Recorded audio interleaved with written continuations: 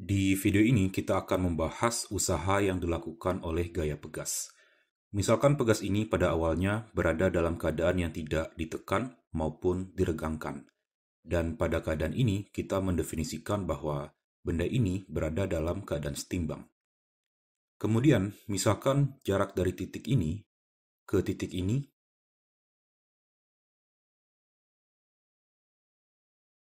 adalah L0, dan kalau benda ini kita tarik ke kanan,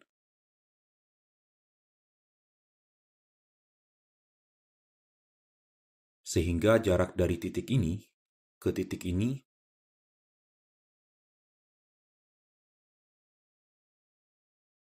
menjadi L, maka perubahan panjang yang dialami oleh pegas adalah delta L, di mana delta L sama dengan L dikurangkan dengan L0. Kemudian, kalau pada awalnya benda ini berada di titik X sama dengan 0, maka posisi benda ini relatif terhadap titik X sama dengan 0, ini ditunjukkan oleh vektor ini, yaitu vektor R sama dengan XI. Dengan demikian, dari gambar ini dapat kita lihat bahwa perubahan panjang pegas ini sama dengan komponen X dari vektor posisi ini. Kemudian, kita mengetahui bahwa kalau benda ini ditarik dari titik X sama dengan 0 ini, maka benda ini menerima gaya dari pegas ini.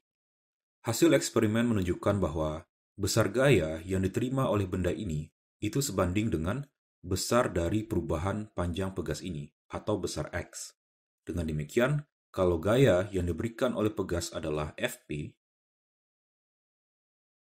maka Fp ini dapat dirumuskan sebagai Fp sama dengan minus Kxi, di mana K merupakan sebuah konstanta yang disebut sebagai konstanta pegas. Berdasarkan persamaan ini, kalau X bernilai positif, dan ini berarti bahwa benda ini berada di sebelah kanan titik X sama dengan 0, maka komponen X ini tentu bernilai negatif. Dan ini berarti gaya yang diberikan oleh pegas arahnya adalah ke kiri.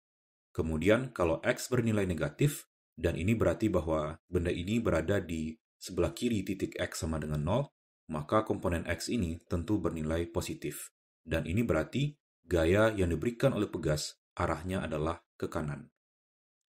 Sekarang, misalkan benda ini kita gerakkan dari titik ini ke titik ini.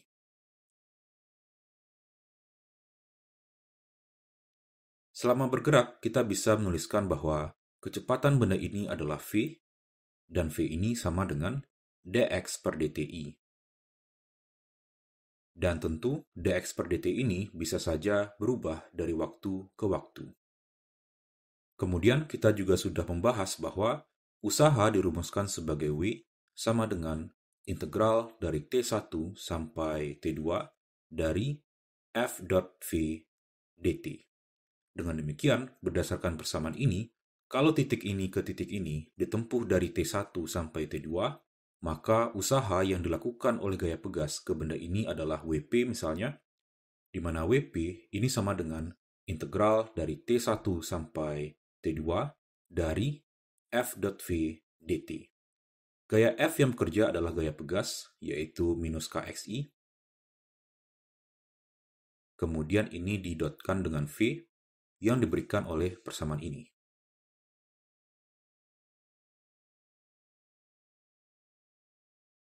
Perkalian dot ini sama dengan minus Kx dikalikan dengan dx per dt.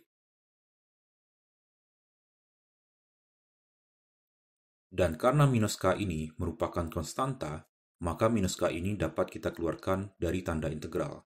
Sehingga ini juga sama dengan minus K dikalikan dengan integral dari T1 sampai T2 dari x dx per dt dt.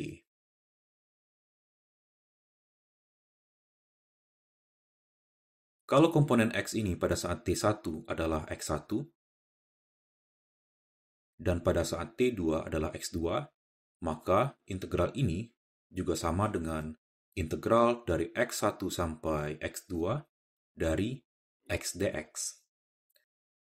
Kemudian ini sama dengan setengah X kuadrat dari X1 sampai X2, dan ini juga sama dengan setengah X2 kuadrat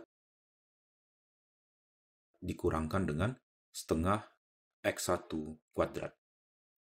Dengan demikian, usaha yang dilakukan oleh gaya pegas ini sama dengan minus dari setengah Kx2 kuadrat, kemudian ini dikurangkan dengan setengah Kx1 kuadrat. Dari persamaan ini terlihat bahwa usaha yang dilakukan oleh gaya pegas yang memiliki konstanta pegas K itu hanya bergantung pada posisi akhir X2 dan posisi awal X1.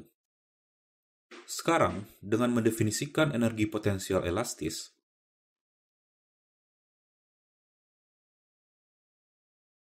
sebagai UP, di mana UP sama dengan setengah Kx kuadrat, maka persamaan ini juga dapat ditulis menjadi WP sama dengan minus dari UP2 dikurangkan dengan UP1.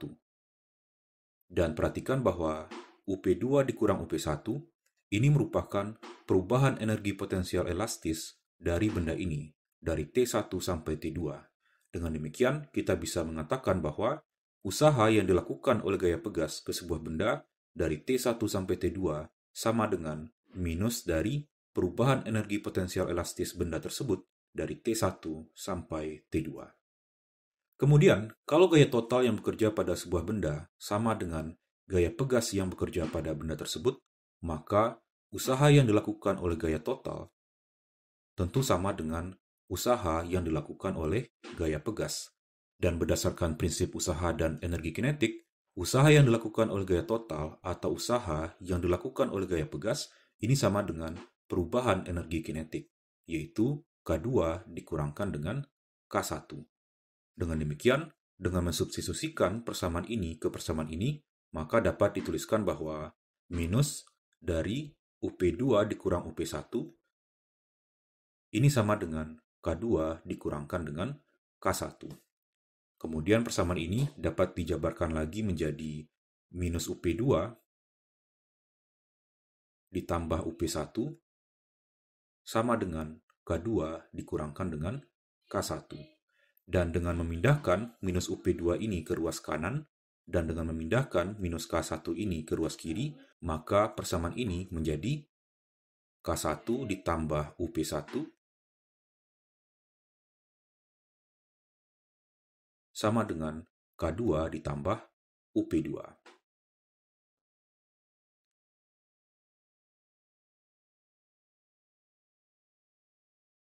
Penjumlahan energi kinetik dan energi potensial elastis ini juga disebut sebagai energi mekanik. Dan karena persamaan ini menunjukkan bahwa energi mekanik sebuah benda pada keadaan awal dan pada keadaan akhir bernilai sama, dan ini berarti bahwa energi mekanik benda tersebut bersifat kekal, maka persamaan ini juga disebut sebagai persamaan kekekalan energi mekanik.